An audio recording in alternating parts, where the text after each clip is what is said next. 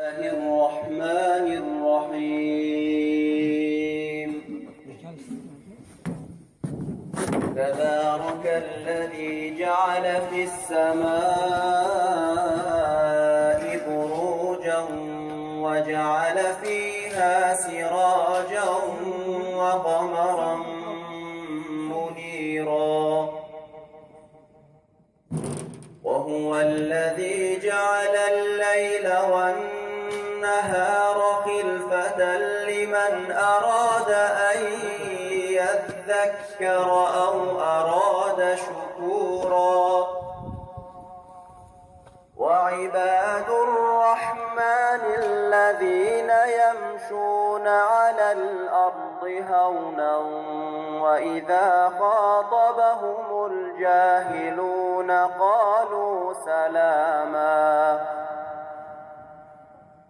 والذين يبيتون لربهم سجدا وقياما،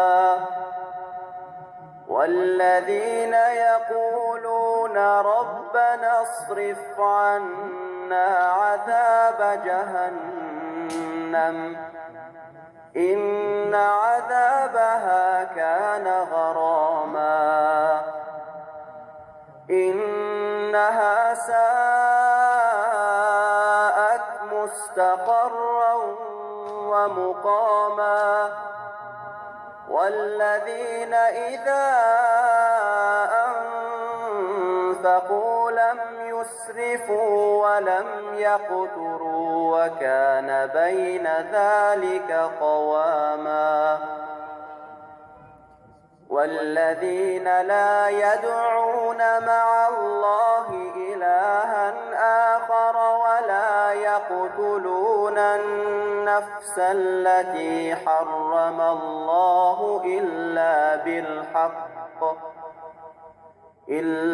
بالحق ولا يزنون، ومن يفعل ذلك يلقى أثاما يضاعف له العذاب يوم القيامة ويخلد فيه مهانا إلا من تاب وآمن وعمل عملا صالحا فأولئك يبدل الله سيئاتهم حسنات وكان الله غفورا رحيما. ومن تاب وعمل صالحا فإنه يتوب إلى الله متابا. والذين لا يشهدون الزور وإذا مروا باللغو مروا كراما. والذين إذا ذكروا بآيات ربهم لم يخروا عليها صما وعميانا.